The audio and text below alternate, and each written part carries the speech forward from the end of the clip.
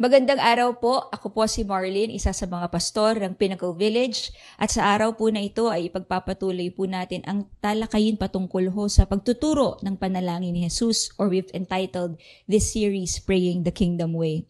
Let's start by looking at the overview of how Jesus taught us how to pray. Paano tayo tinuruan ng Panginoon kung paano manalangin.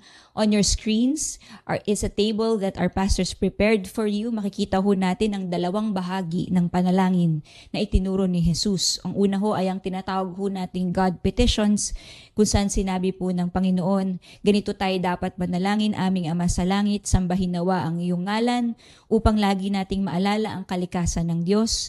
Dumating nawa ang iyong kaharian, upang lalo tayong mapaalalahanan ng layunin ng Diyos, at masunod nawa ang inyong kalooban o pagpapaalala ho ng plano ng Diyos. Sumunod po dito ay ang tinatawag po nating man's petition o mga kahilingan ng tao. Ang una po ay paalala ng Panginoong Jesus, ang dalangin, bigyan mo kami ng aming pagkain sa araw-araw, or a reminder of man's provision. Ang pangalawa ho ay ang patawarin mo kami sa aming mga kasalanan, o ang kapatawaran po ng tao, man's pardon. At sa huli po ay binanggit ni Jesus ang kahalagahang ipanalangin ho nating wag mo kaming hayaang matukso, or man's protection po ng tao. Ito o ay binubuo ng dalawang pangunahing bahagi. Ang unang bahagi po ay ang panalangin may kinalaman sa Diyos, at ang ikalawa po ay binubuo ng panalangin may kinalaman po sa sarili. At sa araw po na ito ay pagpapatuloy ho natin ang talakayin dun ho sa tinatawag na man's pardon, o ang paghingi po ng kapatawaran po ng tao. Ang ating po mga pastor ay nag-usap at amin hong napag-usapan na napakahalaga po na initially we're talking about 2 Sundays, but we felt the need to make it 3 Sundays, 3 linggo ho, dahil po ang usapin pong ito, bagamat po'y pamilyar ho sa atin, pero mahalaga pong talakayin dahil ito po ay mahalaga sa puso ng Diyos.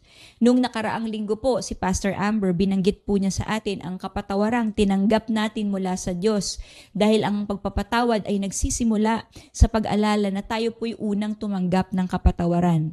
At pagkatapos po ng susunod po na linggo, meaning our Father's Day celebration, ay magkakaroon tayo ng ikatlong bahagi po ng talakayin pong ito upang lalo nating maunawaan ang kapatawarang dapat po nating ibinibigay sa iba. Ang mensahe po sa araw na ito ay pinangunahang ihanda po ng ating lead pastor na si Pastor Gina, sa tulong din po ng ating mga pastor.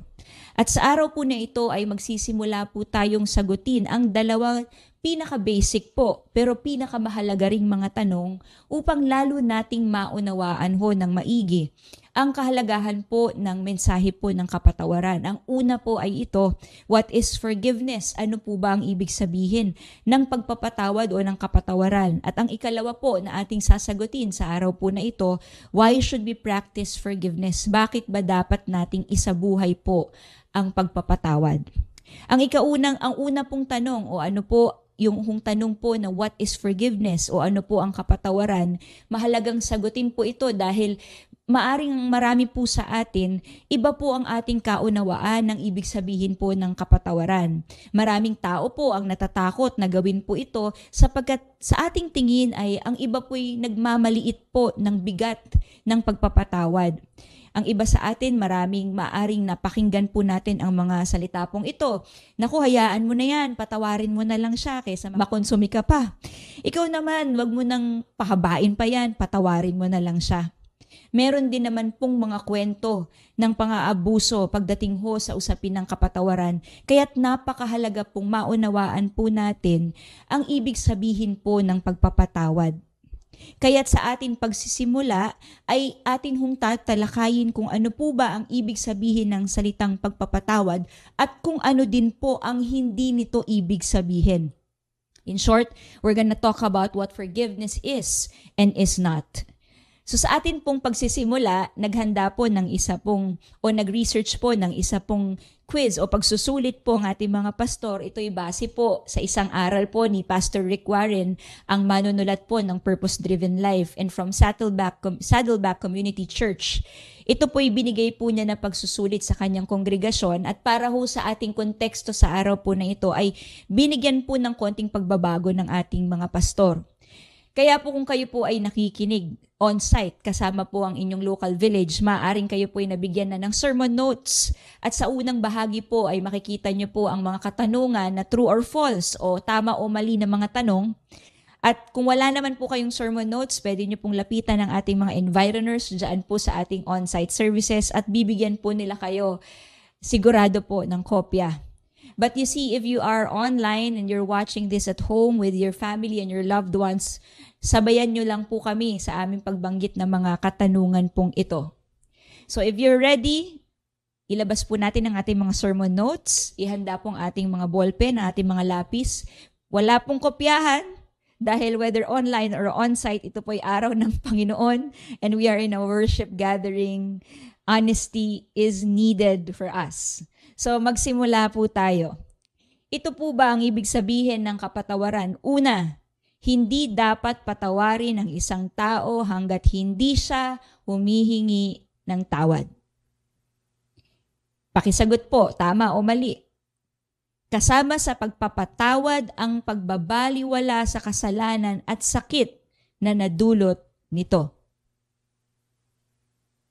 Ikatlo, palaging bahagi ng pagpapatawad ang pagbabalik ng tiwala at pag-aayos ng relasyon. Ikaapat, hindi mo pa talaga napapatawad ang isang tao hanggat hindi mo nakakalimutan ang kasalanan ginawa niya.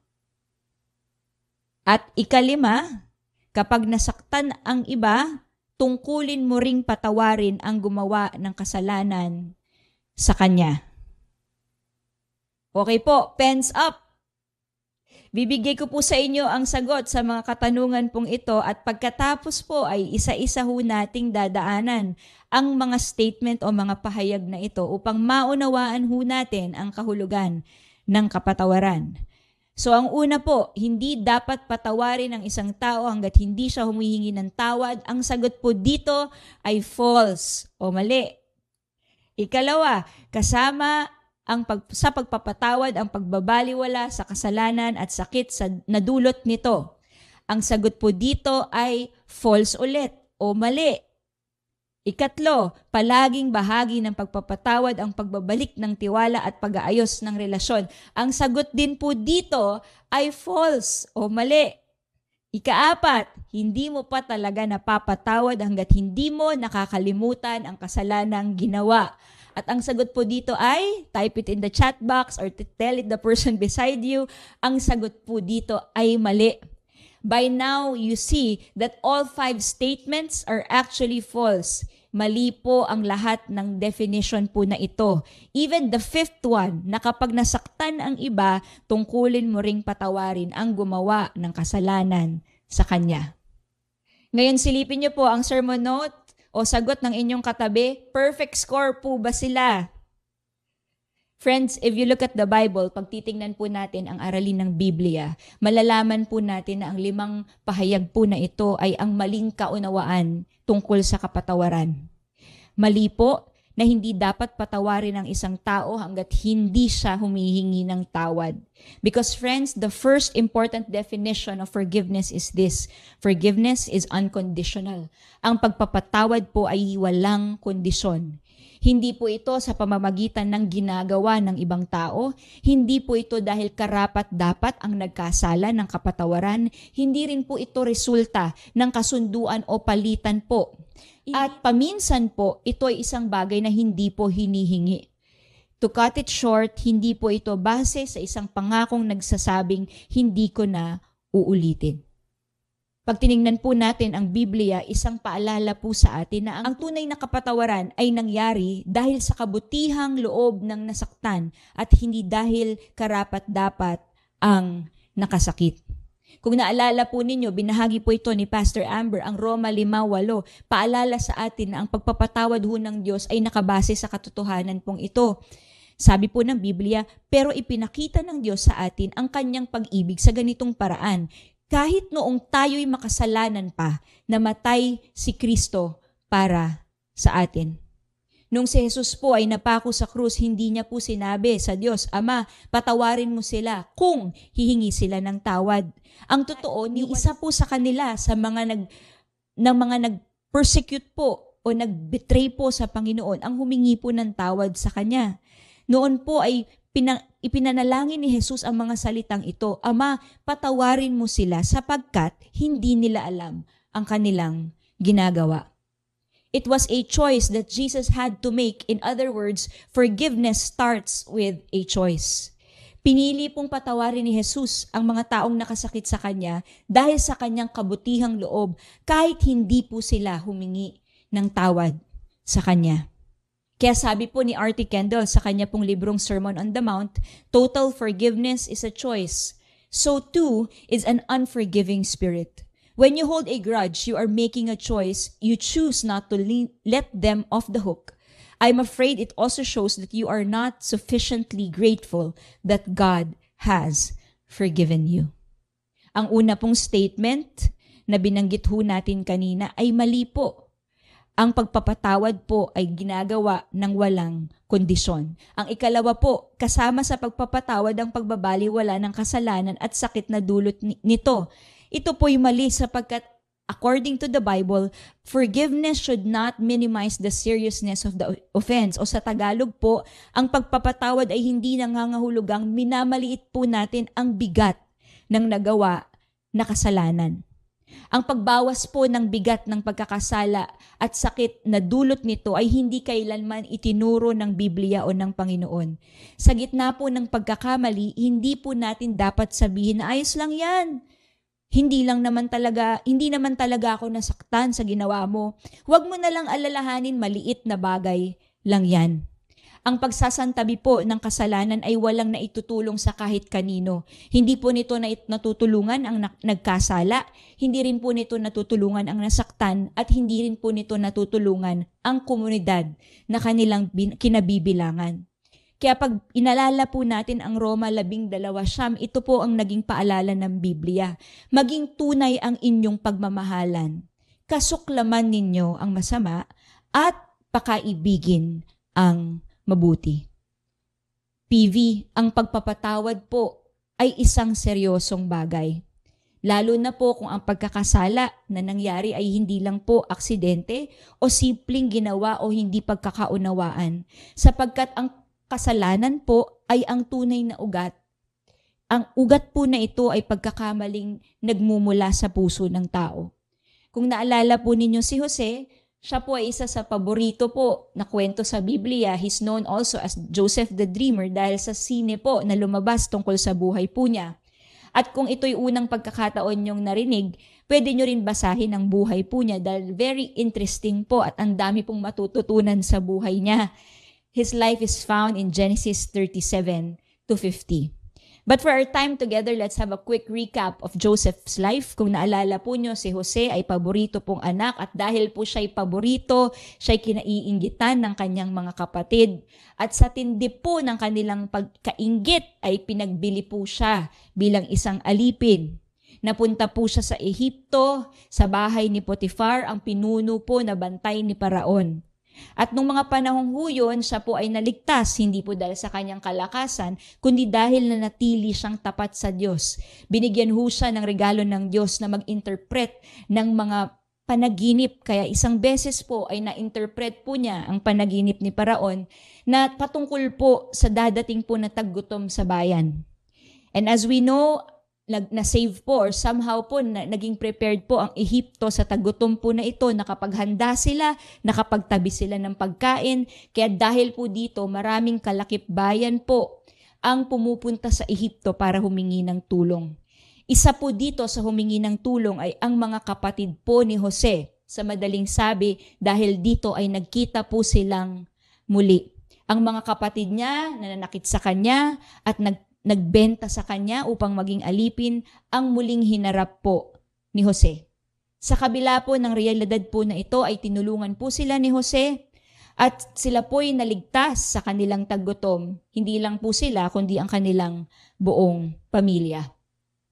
Ngunit kung may isa ho tayong matututunan kay Jose, ay hindi po niya winightwash o pinalambot ang bigat ng nagawa sa kanya ng kanyang mga kapatid.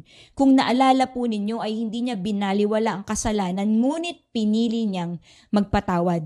Balikan po natin ang Henesis 50 o 70-20, sabi ho ni Jose sa kanyang mga kapatid, masama nga ang inyong ginawa sa akin, subalit ipinahintulot iyon ng Diyos para sa kabutihan, at dahil dooy naligtas ang marami ngayon.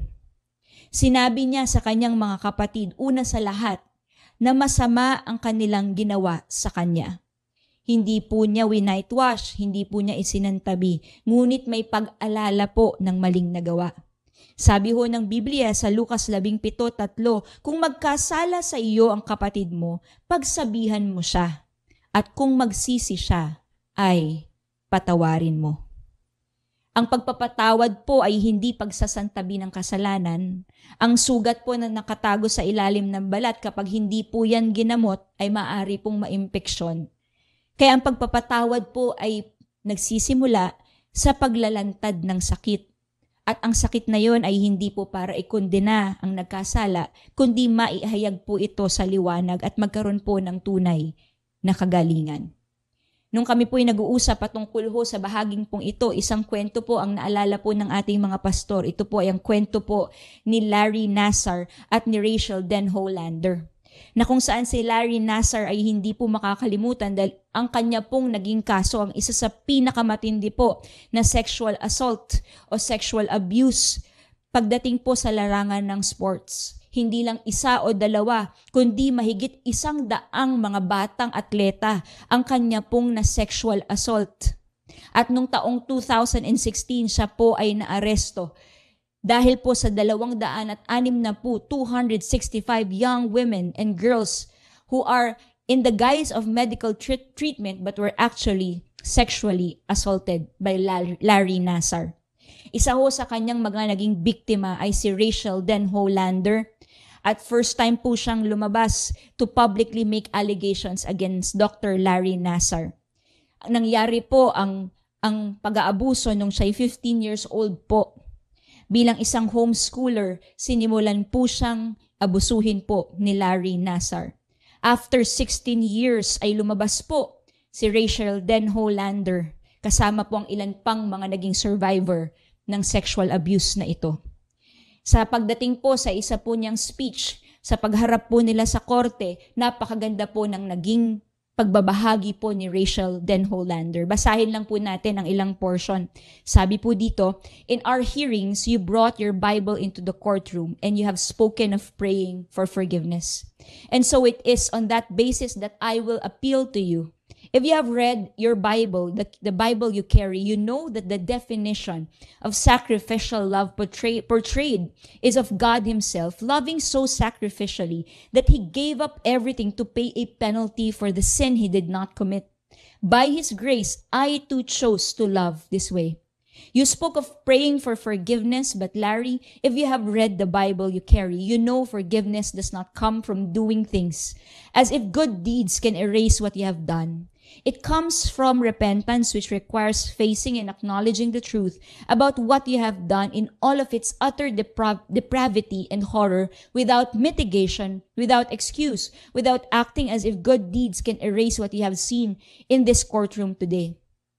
She said, I pray you experience the soul-crushing weight of guilt so that you may someday experience true repentance and true forgiveness from God, which you need far more than forgiveness from me, though I extend that to you as well.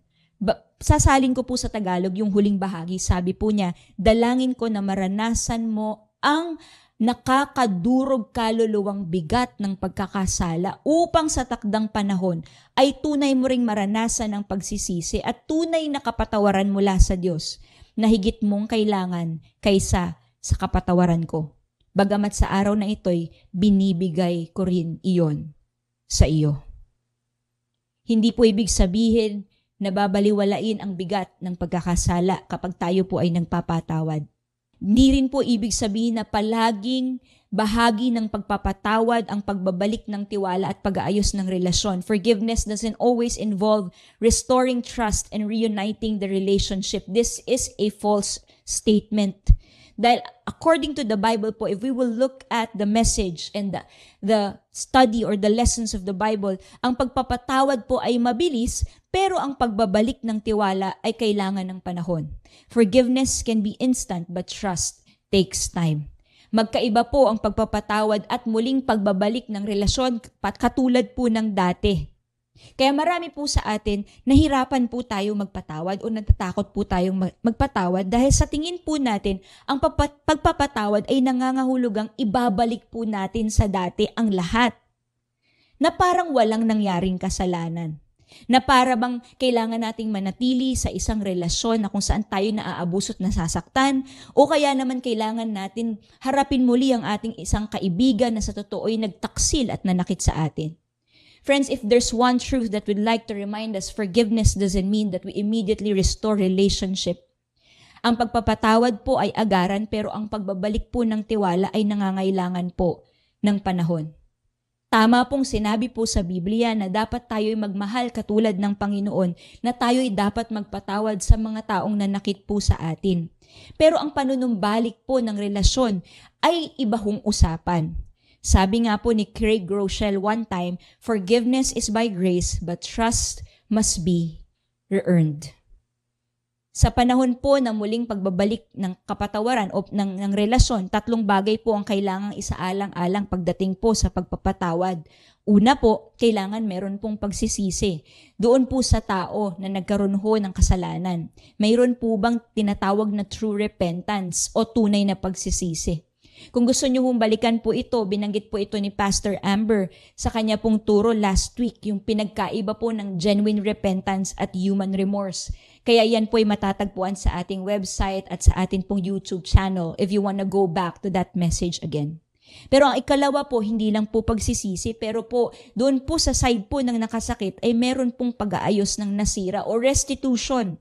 Gumagawa po ba siya ng paraan upang itama ang kanyang pagkakamali? Kung ang tao po ay tunay na nagsisisi at may kusang loob, hahanap po siya ng paraan upang ayusin ang pinsalang na idulot po ng kanyang kasalanan. Maaaring kailangan bayaran ng mga nasirang gamit o kaya naman po ay pagkukusang loob na makipag-usap at makipag-ayos kahit na matagal po ang magiging proseso nito. Ang ikatlo po, pagdating po sa pagpapatawad, kailangan isang alang-alang din po na ang pagbubuo ng tiwala ay isang proseso. Yes, we have to rebuild the trust, but it takes time. May pagkakaiba po ang pagtitiwala at pagpapatawad. Halimbawa po, kung ikay estudyante at nabubuli ka na sa school, ilang ulit mo nang pinatawad ang tao, ilang ulit mo nang binaliwala. Pero patuloy pa rin ang ginagawa niyang pangbubuli sa'yo, o kaya kung sa trabaho naman ay pinagchichismisan ka tungkol sa isang bagay na hindi naman talaga totoo. Tama po na dapat agaran nating piliing patawarin ang tao kahit ilang beses po nila itong gawin, katulad po ng sinabi po sa Biblia. Ibig sabihin po ng pagpapatawad ay hindi na po tayo nagdudwell doon po sa bitterness at sa grudge. Pero hindi po ibig sabihin po na hahayaan na lang po natin ang ginagawa po nila sa atin. Sabi nga po ni Pastor Rick Warren sa kanyang talakayin patungkol ho sa pagpapatawad, God does not expect you to be an idiot. When they tell lies about you and they really do things against you, at sa totoo lang talaga, di ba po, it's not justified somehow. Yes, you have to forgive them and not take revenge, but it doesn't mean that you already go back to where it was before. Sabi nga po ni Pastor Gina, the more issue is moral, the more trust needs to be rebuilt, the more time becomes crucial. Kung kayo po ay isang biktima ng rape, murder, scam, mga katotohanan po na kahit ang hirap banggitin sa bibig ay katotohanan po ng atin pong society sa panahon pong ito. Yes, forgive the scammer, the murderer, and the rapist. Do not hold grudge or revenge against them. But friends, there is what we call a criminal offense. Forgive him, but it is not also bad to report him to the police. Ang taong tunay na nagsisisi po sa kanyang ginawa ay nauunawaan po na kailangan niyang panagutan ang kanyang kasalanan. Sabi nga po ni Timothy Keller, forgiveness is granted before it is felt, but trust must be rebuilt slowly over time. Ika-4 po, hindi mo pa talaga napapatawad hangga't hindi mo nakakalimutan ang kasalanan. Ito po yung maling pangunawa pagdating sa pagpapatawad. Ang pagpapatawad ay hindi nangangahulugang dapat kalimutan ang nangyari. Ang mga statement po na forgive and forget ay nakakatuwa ang pakinggan, pero napakahirap pong gawin. Sabi nga po ng isang mangangaral, si C.S. Lewis, if I remember, forgiveness is sweet, but if you have someone who you need to forgive, you realize it's not an easy thing to do. Hindi po madaling magpatawad at makalimot. In fact, the more painful po ang nangyari sa buhay nyo, mas mahirap itong kalimutan. Sabi nga po ng isang aral ni Dr. Wilbur Pinfield, your brain contains a permanent record of your past that is like a single continuous strip of movie film, complete with soundtrack. This film library records your whole waking life from your childhood on.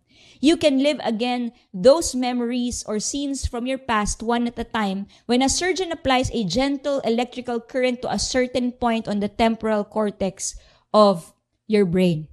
We are really designed that way. Biologically, hindi ho natin makakalimutan.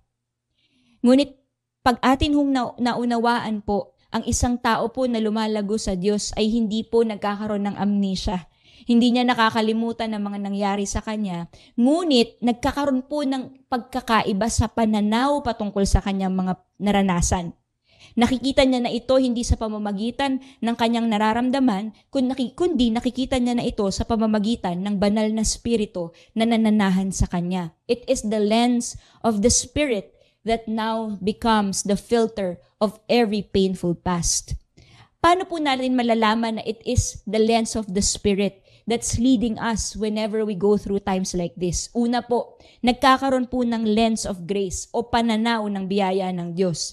Naaalala mo pa rin ang mga nangyayari sa'yo, ngunit pinipili mo ng pakawalan ang hinanakit na naidulot na ito. Nito, pinipili mo ng wag manatili sa puot. Kaya't pag tinignan po natin ang salitang forgive, nang ito po isinalin sa Griego, ang ibig sabihin po nito is to release or to let go. Sabi nga po ni Adam Hamilton sa kanyang aklat na The Lord's Prayer, forgiveness is letting go, releasing, setting away the resentment or the right to exact revenge. We cannot fully accept God's forgiveness when we continue to hold on to our anger or bitterness toward others. Ang una po na lente, na malalaman po natin na meron pong paglago at meron na hong pananahan ng banal na spirito. Ito po yung lens of grace. Ang ikalawa po ay ang lente po ng soberanya or the sovereignty of God. Meaning may pananaw na po ng kapamahalaan at kapangyarihan po ng Diyos. Kung naaalala po ninyo ang sinabi ni Pablo sa mga taga-Roma, pagdating po sa Romans 8:28, sa gitna po ng kanilang mga nararanasan po na trials and persecution, sabi po ni Pablo, alam natin na sa lahat ng bagay, gumagawa ang Diyos para sa ikabubuti ng mga umiibig sa Kanya, na Kanyang tinawag ayon sa Kanyang layunin.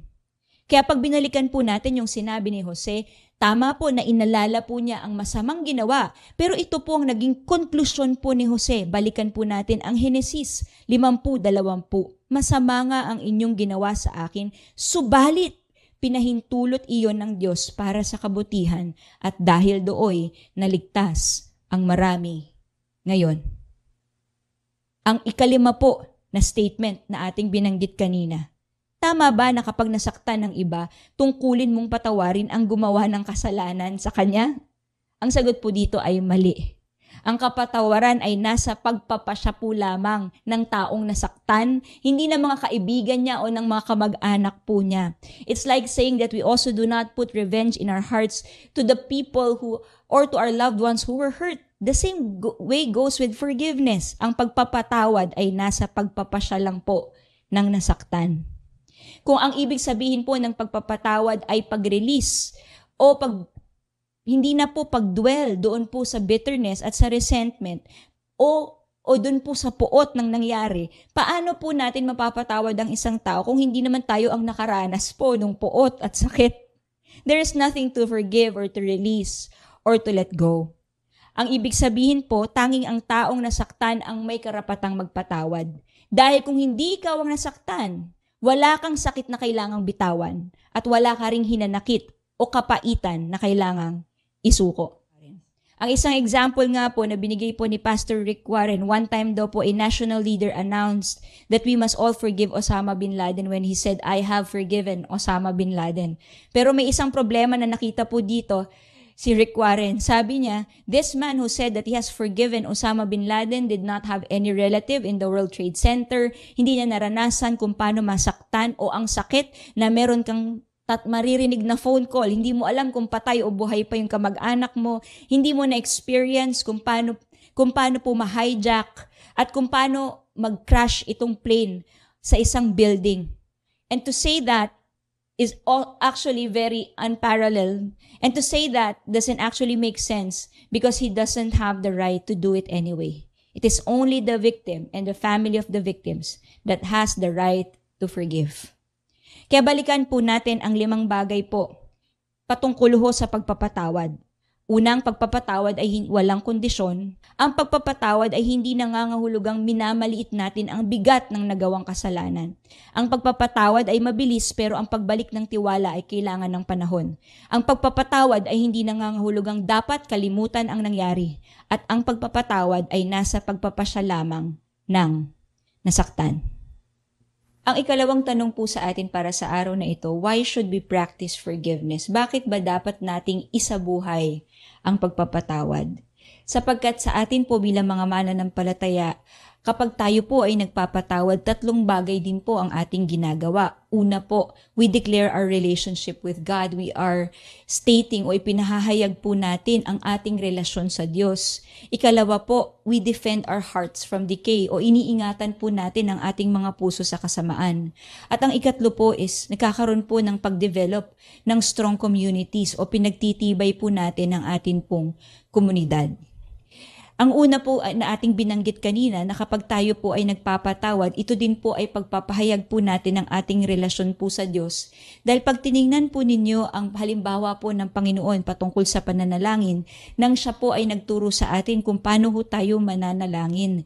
Kanya pong inulit at nagbigay pa po siya ng komentaryo doon po sa kahalagahan ng kahilingan para sa kapatawaran. If you remember, after the model prayer, Jesus mentioned in Matthew 6:14-15, o Mateo 6:14-15 ang mga salitang ito. Kung pinapatawad ninyo ang taong nagkasala sa inyo, ay patatawarin din kayo ng inyong Ama na nasa langit. Ngunit kung hindi ninyo sila pinatawad, hindi rin kayo patatawarin ng inyong Ama. Ang katotohanan po, ang kahilingan pong ito o ang kahilingan ng kapatawaran, ang siyang inulit lamang po ng Panginoon sa dulo ng panalangin.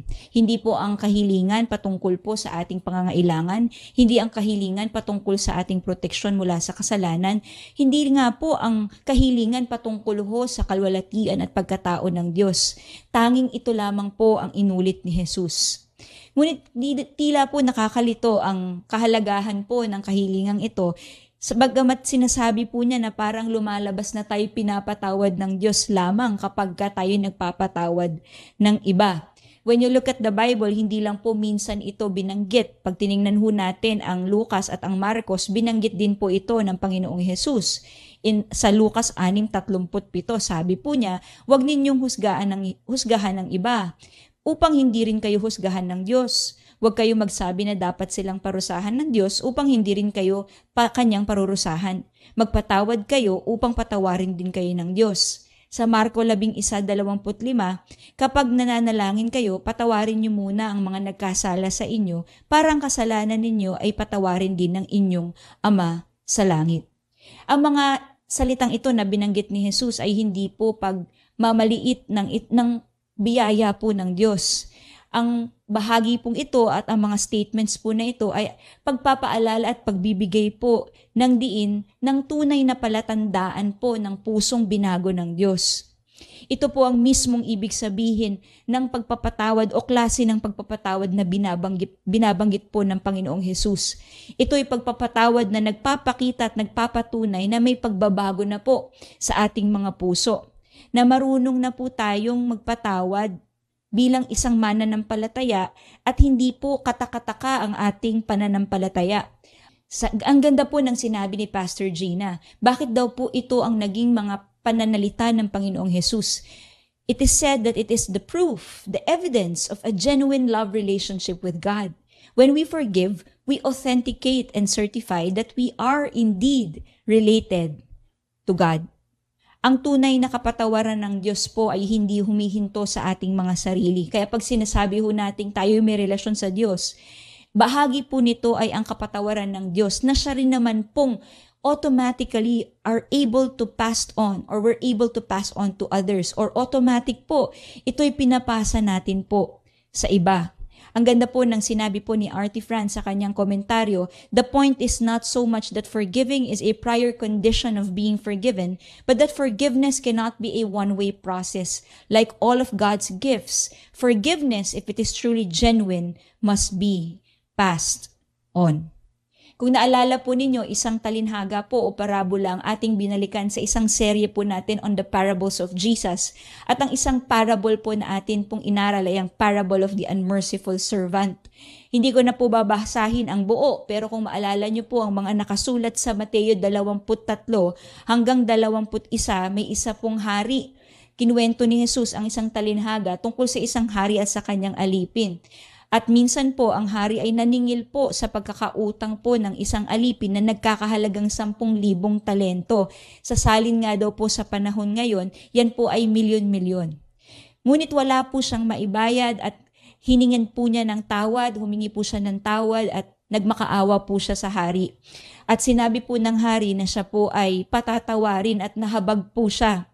Ngunit paglabas nga po nung alipin, alam natin na nakasalubong niya po yung isa pong alipin din, kapwa alipin niya po na may utang po sa kanya na higit na maliit kaysa sa utang niya sa hari na nagkakahalagang 100 denaryo. At instead po napatawarin niya po itong kapwa alipin po niya, ay sinabi po niya at hinamak po niya na kailangan niya pong bayaran ang utang po niya sa kanya. Nakita po ito ng iba po nilang mga kasama at sinabi po ito sa hari. Ang ganda po ng sinabi po ng hari dun po sa alipin. Basahin po natin ang Mateo 18:32 at sumusunod. Kaya nga maipatawag na siya ng kanyang Panginoon, sinabi sa kanya dun po sa alipin na nagkautang, o ikaw na masamang alipin, pinatawad ko ang lahat mong pagkakautang dahil nagmakaawa ka sa akin.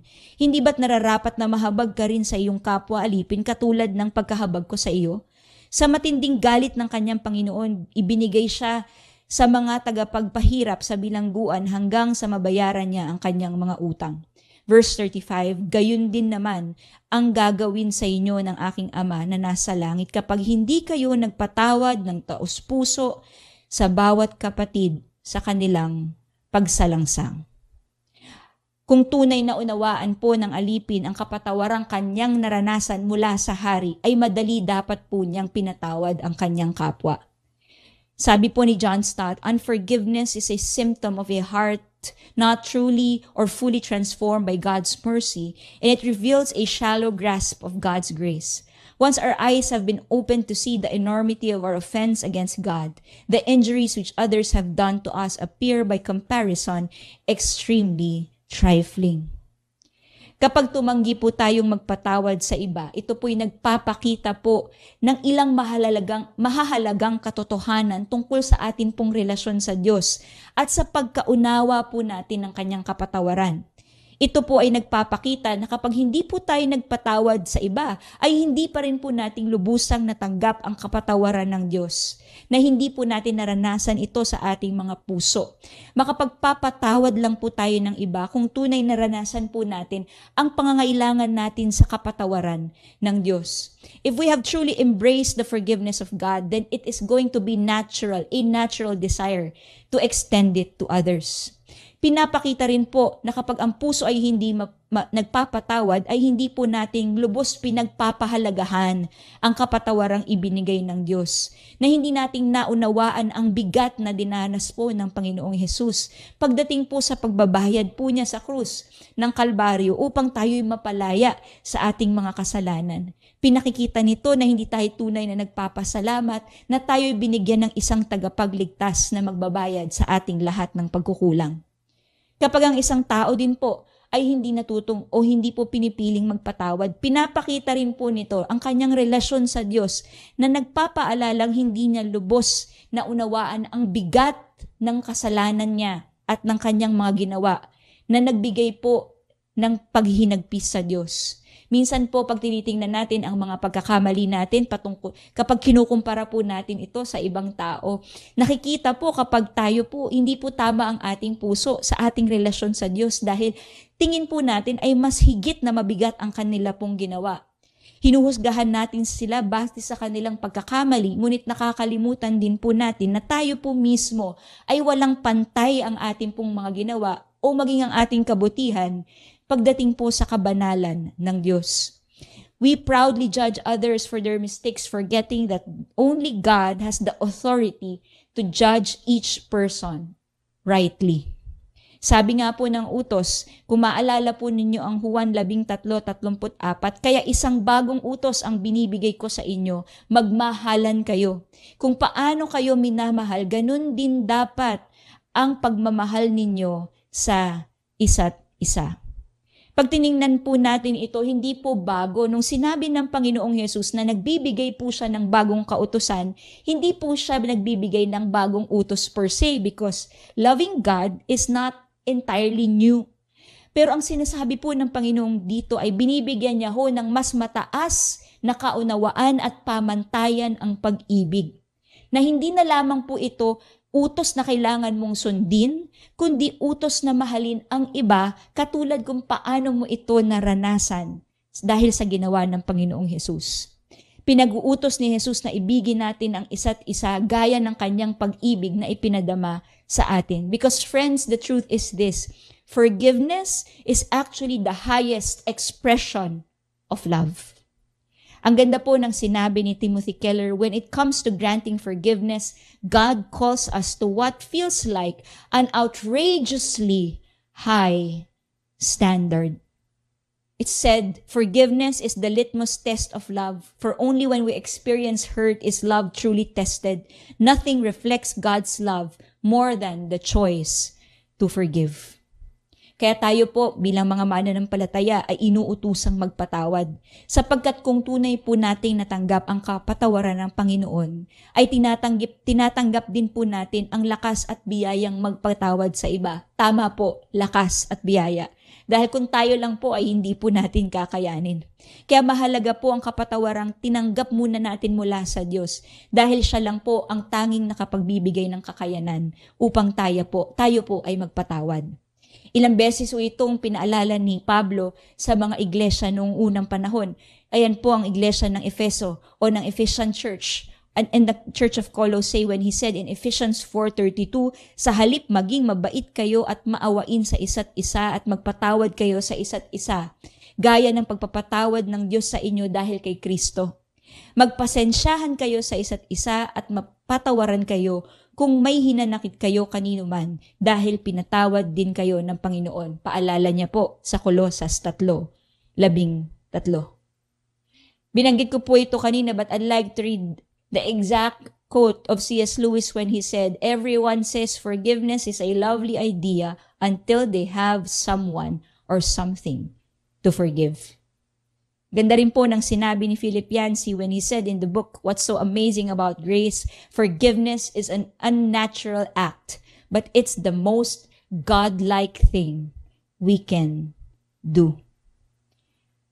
Mahalagang tandaan po natin, hindi po ito option ng Diyos sa atin, ito po ay isang kautusan.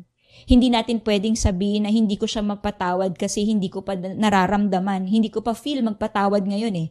Kailangan kong mawala muna ang galit bago ko siya piliing patawarin.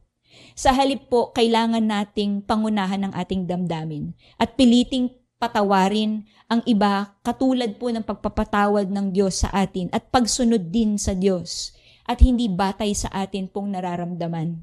Kapag tayo nagpapatawad, kahit hindi po natin na ito nararamdaman sa simula, kahit ayaw po natin, magugulat po tayo dahil darating po ang panahon na maintindihan natin na ito po ang kailangan natin upang magkaroon ng tunay na kagalingan. Ang ganda po ng paalala ni Pastor Josh minsan nung kanya pong binahagi ang John 15. Pinaalala niya po ang kahalagahan ng pananatili po natin sa puno po ng ubas. John 15:5, ako ang puno ng ubas at kayo ang aking sanga. Ang taong nananatili sa akin at ako sa kanya ay mamumunga ng marami. Sapagkat wala kayong magagawa kung hihiwalay kayo sa akin.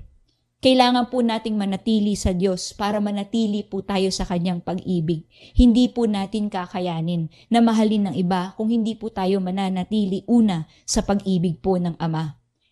Juan 15:12 hanggang 13, pinagpatuloy po. Mahal ko kayo gaya ng pagmamahal sa akin ng Ama, manatili kayo sa aking pag-ibig.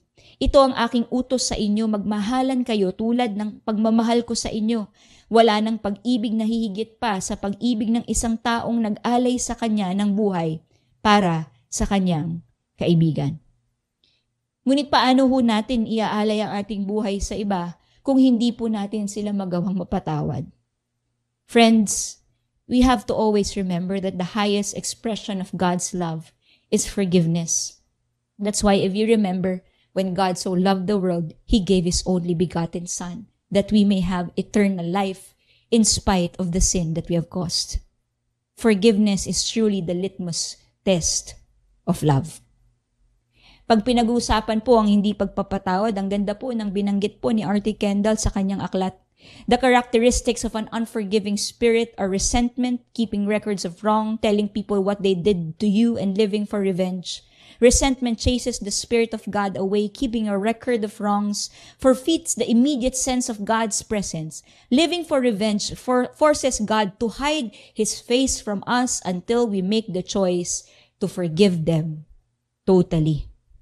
Kapag tayo po ay hindi nagpapatawad, tayo po ay nadidisconnect po sa ating Panginoon. At nananatili lang po tayo na muling konektado sa pag-ibig po ng Diyos kapag pinili po nating hindi manatili sa galit at puot. Because friends, if we remember, love conquers all. It covers all transgressions. As the Bible says, it is patient. It forgives, for it doesn't keep records of wrong. It is tested only when we get hurt. Isang beses po may kwento po si Leonardo da Vinci nung kanya pong sinusulat po or ginagawa po, pinipaint po ang Last Supper. So nagkaroon po sila ng argument nung isa po niyang kasama po na artist. At sa sobrang galit po ni Da Vinci, naisip po niya na yung mukha po ni Judas doon po sa Last Supper ay papalitan po niya ng mukha po nung fellow painter po niya. Nagkaroon po sila ng alitan. Naisip po niya na at least kapag natapos yun, maaalala po ng tao ang kanyang ginawa. But you see, when Leonardo da Vinci was already starting to paint the face of Jesus, nahirapan po siyang i-paint yung mukha po ni Jesus. Na-realize po niya na parang meron pong pumipigil sa puso niya. Na-realize po niya na kailangan po niyang balikan yung mukha po nung kaibigan niya na nandun po sa katawan po ni Judas doon sa Last Supper. When he started to change the face of Judas from the face of his friend o doon po sa kanyang fellow painter, sa mukha po ng iba ay nagkaroon po ng kaginhawaan ng puso po ni Leonardo da Vinci at doon lang po niya nasimulang ipinta ang mukha po ni Jesus. Kapag tayo po hindi nagpapatawad, binibigyan po natin ang kaaway po ng pinto para po ang ating mga puso po ay magkaroon po ng kasamaan ng galit ng puot. Kaya isang bagay po na nangyayari pag tayo po ay nagpapatawad, we defend our hearts from decay. Iniingatan natin ang ating mga puso sa kasamaan.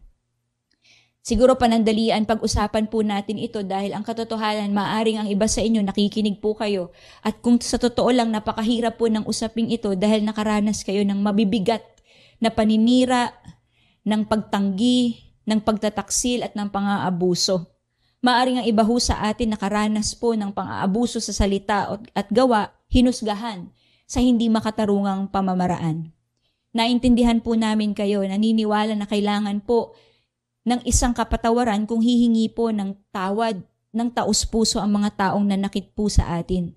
Kailangan nilang magsisi sa kanilang kasalanan na ginawa po laban sa atin. Pero hayaan nyo din po na amin pong banggitin inyong mga pastor ang kahalagahan po nito. Tayo rin po mismo na mga nasaktan ay nangangailangan ng malalim na pagpapatawad na dapat po nating ibigay.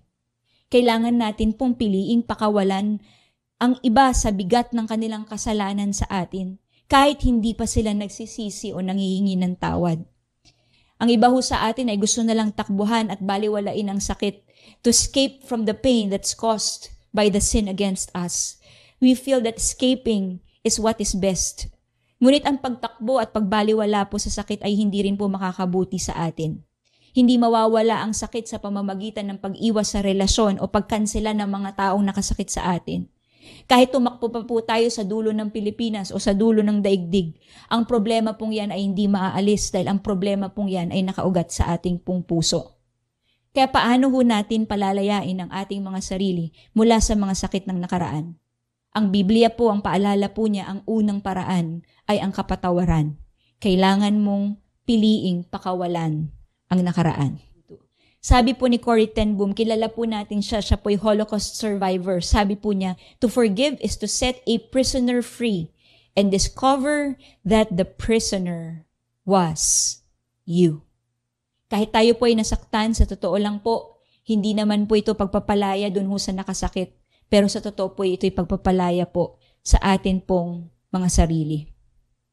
Rick Warren said also that it's forgiveness that turns hatred and bitterness on its head. The tragic, painful, and bitter things that people do to us loses its power, and everything that has happened is redeemed when forgiveness wins the day. Napakahalaga po na ito po ang ating piliin, lalo ho kahit tayo'y nasaktan at malalim po ang ating mga pinagdaanan sa nakaraan. Because if we do not do that, bitterness will prevail. And John Mark Comer said once, bitterness at first feels like an armor, but as it spreads, it decays the soul. Kung naalala rin ninyo, pagdating ho sa lumang tipan, ang kaibigan po ni Job, pinaalalahanan po siya in Job 18:4. Si Bildad, sabi po, sinasaktan mo lang ang sarili mo dahil sa galit mo. Friends, we cannot stay bitter in our hearts. We have to give a deadline to our anger. Sabi nga, naiyak ka ng isang beses, okay na yon. Pero yung iyak mo lagi pa ulit-ulit, minsan kailangan po natin bigyan po ng deadline yan. Kapag atin pong hinayaan ng bitterness at puot sa ating mga puso, binibigyan po natin ang kaaway ng pinto. Binubuksan po natin ang pinto para ang kaaway po ay magtanim ng galit sa ating mga isipan at puso. At ito po ang magiging dahilan kung bakit tayo po mismo ay dadaan po sa pagsubok at dadaan po dito po sa walang hangganan na puot at galit.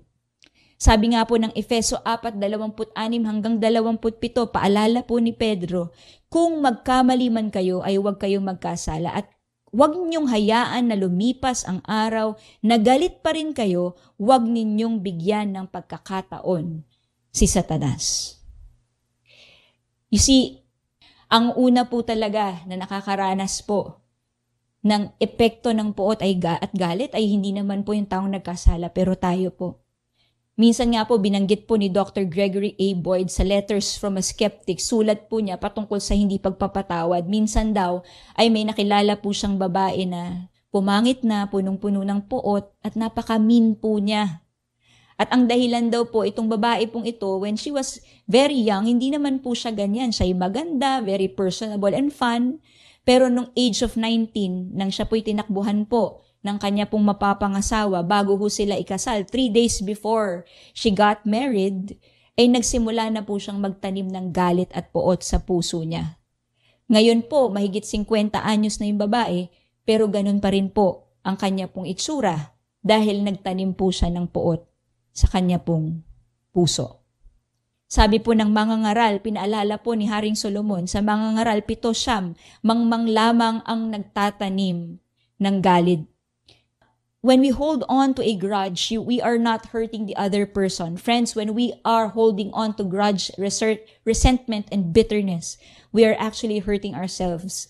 It is actually a form of indirect suicide. It is emotional suicide. Kahit balikan ho natin ang lumang tipan, pag binalikan ho natin ang aklat ng Job, yan din po ang pinaalala sa Job 5:2. Ang sama ng loob ay pumapatay sa mga taong hangal. Friends, it is emotional suicide because we are not designed by God that way. Hindi po disenyo ng Diyos na sa katawan ng tao na magdala ng matagal na galit sa puso. Hindi po nilikha ng Diyos ang tao upang kumimkim ng sakit, hinanakit at kapaitan. Unti-unti po nitong sisirain ang ating emosyon, ang ating isipan, ang ating spirito, kahit po ang atin pong kalusugan. Pag tinignan natin ang panahon ngayon, ang dami pong health conscious. Kaya yung iba, bibili pa ng mga pagkain sa organic shops, gano'ng kamahal yan. Kailangan free range o kaya cage-free eggs. Kailangan ang mga meat po ay hindi po poisoned, pastured and raised properly. Kailangan organic lahat. We are so curious and we're so mindful of what we eat. But friends, at the end of the day, we sometimes forget that what destroys us is what eats us up. Pwedeng kumakain ho tayo ng gulay, nagka-high protein diet, lahat na ng klase ng diet, ginawa po natin. Pero po, ang puot sa puso, hindi natin po yan kinakain, pero yan po ang kakain po sa atin ng buhay. Kung titingnan po ninyo ang kawikaan, paulit-ulit pinaalala ng aklat po ng kawikaan, ang kahalagahan po nito. Kawikaan 4:23, higit sa lahat, ingatan mo ang iyong sarili sapagkat kung ano ang iyong iniisip, iyon din ang magiging buhay mo. Kawikaan 14:30, ang isip na matiwasay ay nagpapahaba ng buhay. Kawikaan 17:22, at ang malungkuti unti-unting namamatay. Friends, it ultimately affects our health too. Sabi po ni Dr. Walter Cannon, isa pong mangangaral ng medisina sa Harvard University, ito daw sintomas po ng galit. Respiration deepens. The heart beats more rapidly. Arterial pressure rises. The blood is shifted from stomach and intestines to the heart, central nervous system, and the muscles.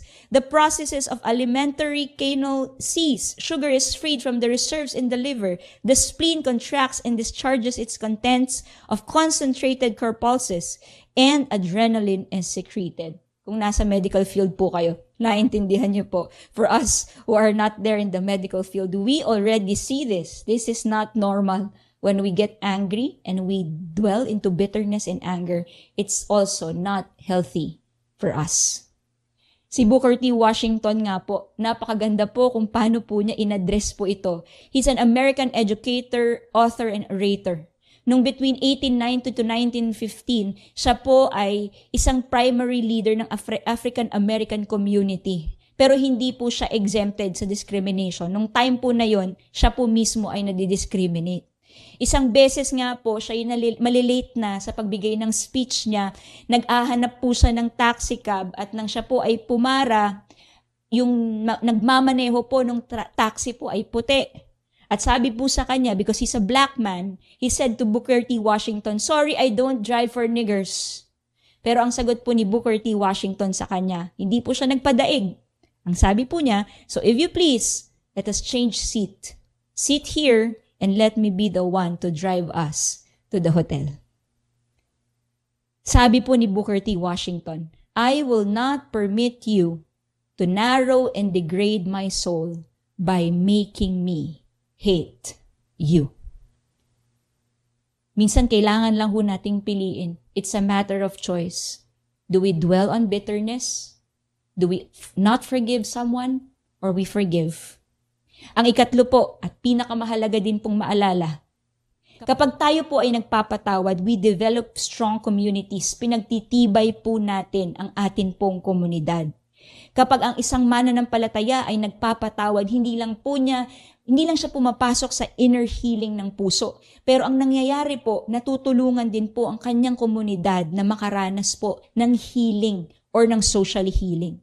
Sabi nga po, inward forgiveness brings inner healing, but it does not end with that. Because once we experience healing, we will also desire to bring healing to the world around us. As they say, healed people heal people. Ang pagpapatawad po ay isang napakalakas na puwersa. Pag ito po ang pinakawalan po natin sa daigdig, napakaraming kamanghamanghang bagay ang mangyayari sa isang relasyon. At hindi lang po sa ating mga relasyon, kundi sa komunidad kung saan nakapaloob po ang relasyon pong ito. Isang kwento nga po na binahagi din po ni Pastor Gina sa aming pastor's discussion ay isa pong kwento dito po sa Amish community po. So in October 2, 2006, si Charles Carl Roberts po ay naging suspect po. Actually, proven guilty po siya dahil pinasok po niya ang isang eskwelahan, the West Nickel Mine Amish School. Pinatay po niya ang 5 babae at 6 pa po ang sugatan. At matapos po niya gawin po ito, siya po ay nagpakamatay. Siya po ay nagkaroon po ng isang balo. Ang pangalan po ay si Mary Roberts at meron po siyang naiwan na 2 pong batang anak.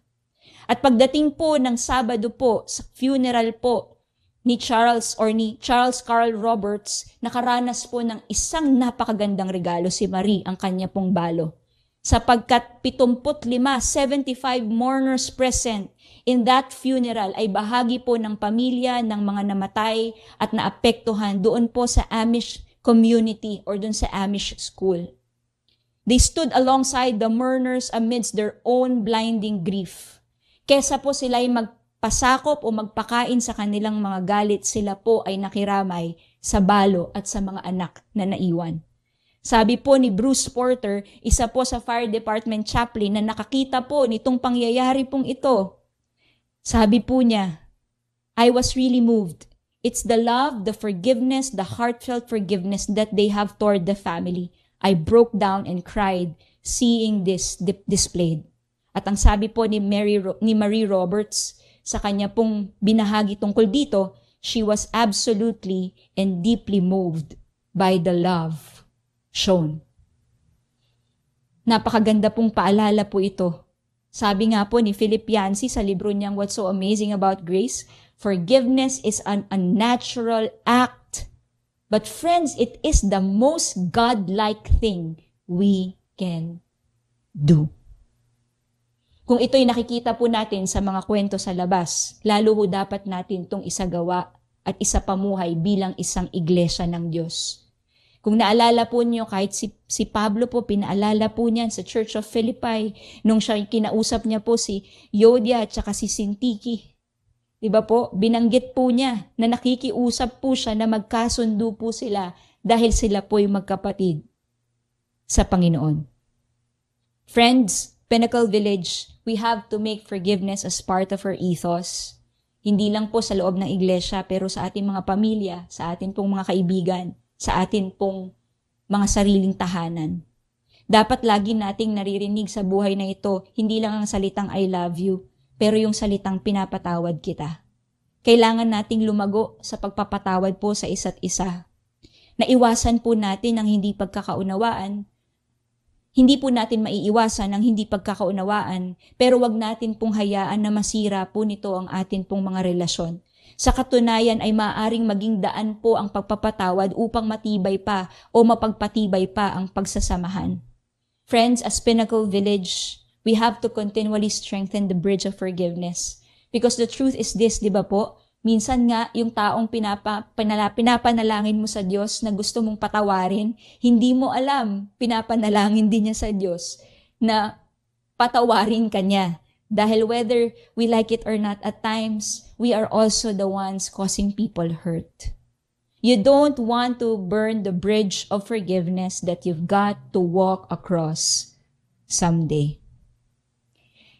Paalala po sa atin, we have been mentioning this many times in our Solargy, Galatians 5:13-15. Babasahin ko po sa English, the NCV version. Serve each other with love, the whole law, made complete in this one command, love your neighbor as yourself.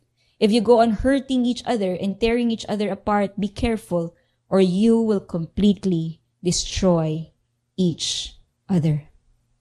Sa atin po sa Pinnacle Village, ang panalangin po natin ng ating mga pastor ay patuloy ho nating likhain ang relasyon na nakabase po sa aral at biyaya at habag ng Diyos. Kaya nga po, di ba yan ang ating pong tagline? We continually understand that lives are stronger when connections are deeper, and we have to strengthen our connection with one another as we continually practice forgiveness for each other. Ang iglesia po, ang tahanan ng Diyos ay maging isang lugar na kung saan minamahal po ang tao ng walang kondisyon. Na magkakaroon po sila, hindi sila matatakot na aminin kapag dumadating yung panahon na nagkakamali po sila. Ang panalangin po natin, ang Pinnacle Village, ay maging isang iglesia po, isang lugar kung saan hindi po paulit-ulit na ibabato ang kamalian ng iba sa tungkol sa kanilang nakaraan, kundi magkaroon ho ng taos-puso na pagbibigay at paghingi rin ng kapatawaran. It's only because when we're able to dispense the grace and the mercy and the forgiveness of God that we will be able to experience real change. Yan po ang tunay na pinakamahusay na agent of change. It is forgiveness. Magtatapos po ako sa isa pong storya ng isang lalaki po na naibalik po siya sa trabaho. Pero tinanong po siya nung kanyang katrabaho, ano ba nangyaring pagbabago? Kasi parang nagkaroon ng pagbabago sa iyo eh. Hindi ka naman ganyan, pero ngayon parang may pagbabago. So kinuwento po nung lalaki na siya po nung siya'y college, dyan po nag-start ang kanya pong bad behaviors. Dahil nung college po siya'y part ng fraternity initiation po ng committee po nila. So ang gagawin po nila doon sa mga bago, may isang pagkakataon na kailangan ho niyang mag-drive ng sobrang bilis. Iiwan nila sa kalsada yung mga bagong members at sasabihan lang nila, they have to wait for the queue to jump off the road before they can do it. So ginawa po niya ito, nag-drive po siya 100 miles per hour. Most of the kids jumped off, but there's this one boy who died in the incident. Dahil po dyan sa nangyari yan, binalot po siya ng guilt. Umalis siya ng college, nagkaasawa siya, nagkaanak na siya, pero yan pong resentment, yan pong guilt sa puso po niya ay hindi po nawala. Naging inconsistent po siya, naging manginginom po siya, hindi po siya nakapag-provide ng maayos sa pamilya niya. So isang beses po, siya'y umiinom sa bahay nila at meron pong nag-doorbell. Pagbukas niya po ng pinto, ay may babae po na parang pamilyar po sa kanya. Nagpakilala po ang babae sa kanya pong pagpasok at pag-upo doon sa living room ng lalaki at sinabi po niya na siya po ang nanay ng batang lalaking namatay years back. The mother said that she had been having hatred and she was agonizing nights rehearsing how to get revenge. But when she remembered and realized the love and the forgiveness of God, he started to forgive the man as well. Ito po ang sabi po niya dun sa lalaki. I have come to let you know that I forgive you and I want you to forgive me. I looked into her eyes that morning and I saw deep in her eyes the permission to be the kind of man I might have been had I never killed that boy. That forgiveness changed my whole life. Ang pagpapatawad ay napaka-importante na agent of change po. Hindi lang po sa taong dapat patawarin, kundi sa nagpapatawad. Friends, why do we have to practice forgiveness? Because one, it declares our relationship with God. Ipinahayag po natin ang ating relasyon sa Diyos. We are able to defend our hearts from decay. Naiingatan ang ating mga puso mula po sa kasamaan. At ang ikatlo po, we develop strong communities. Ipinagtitibay po nito ang atin pong mga komunidad. This is part 2 of our discussion on forgiveness. Meron pa ho tayo ikatlong bahagi pagkatas ng Father's Day. Pero ang panalangin po namin ay maging paalala po ito sa ating mga puso. Sa lalim po ng pagpapatawad at pag-ibig po ng Diyos sa atin. At kung papaanong nais din po ng Diyos na palayain po tayo sa puot at sa tunay na nagdadahilan po ng kamatayan ng ating komunidad. Forgiveness is a serious topic to talk about. Yes, it is difficult to apply, pero napakahalaga po ito sa puso ng Diyos. No wonder why forgiveness is something that Jesus had to include in His prayer as He taught us how to pray. Sa atin pong pagtatapos, tayo po ay awit ng isang awitin. Nawa po'y mangusap po ito sa atin kung kayo po'y dumadaan po sa isang mahirap na sitwasyon dahil nahirapan ho kayo magpatawad o kayo po mismo, nandun pa rin kayo na kailangan po ninyong humingi ng tawad. Naway mangusap po ang araling ito at ang awitin pong ito para po sa atin.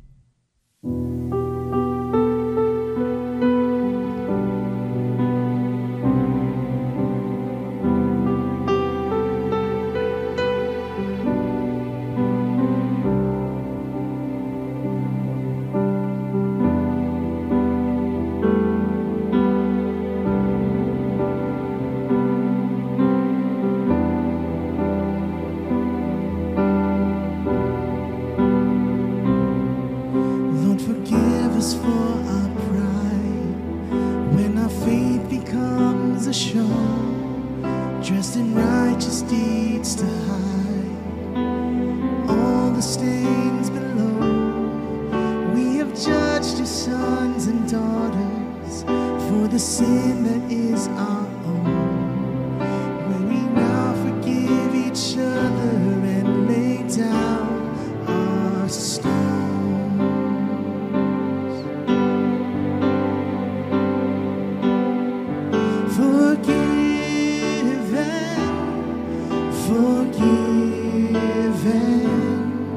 Through the blood of Christ we are forgiven. Forgiven.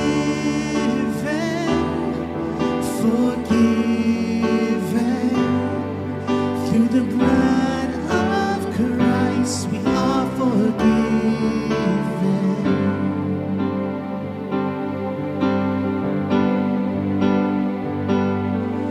Lord, forgive us for our shame, when we can't release the past, when we're quick to take the blame, but we forget we're free at last.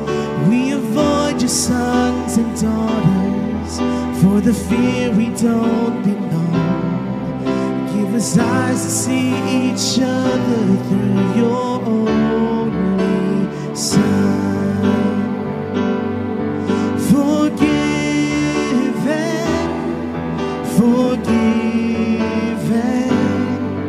Through the blood of Christ we are forgiven. Forgiven.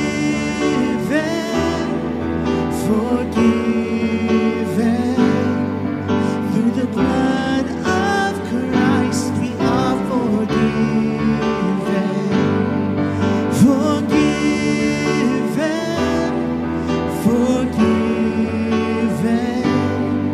Through the blood of Christ we are forgiven. Forgiven.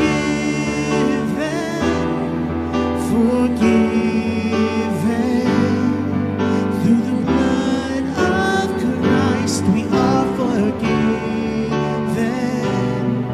For the blood of Christ we are forgiven. Through the blood of Christ we are forgiven.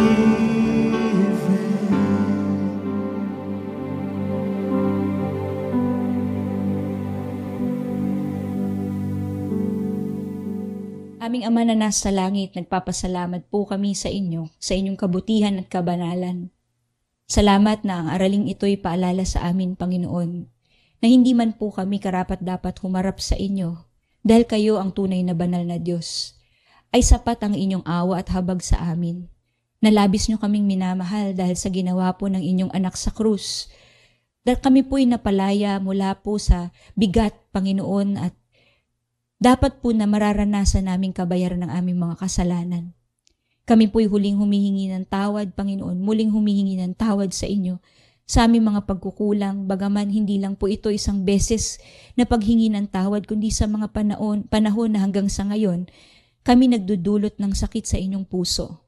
Patawarin niyo po kaming aming Ama. Ngunit Panginoon, patuloy din hinihingi ang pagkilos ng inyong banal na spirito sa puso ng bawat isa. Panginoon, natuturuan niyo kami at bibigyan ng kalakasan na magpatawad din sa mga taong nakasakit sa amin, sa mga taong nang abuso, sa mga tao po na nanira, sa mga tao po na nagkautang, sa mga tao po, Panginoon, aming Ama, na nakasakit sa aming mga damdamin.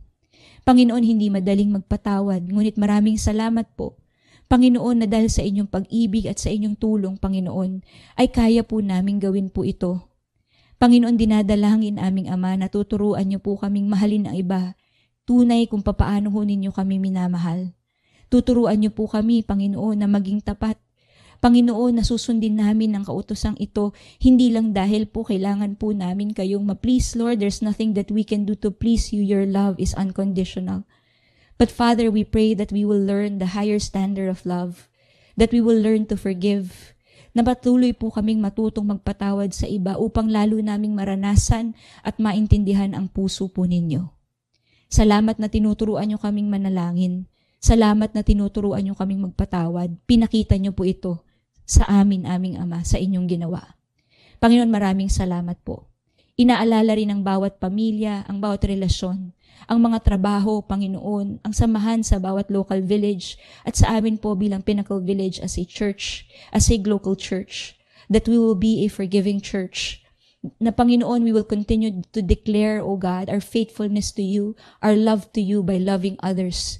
Our pinnacle pursuit, O Lord, may be true, not just in words, in information, but in our deeds, in our hearts, whenever we relate sa aming pakikipag-ugnay po sa bawat isa.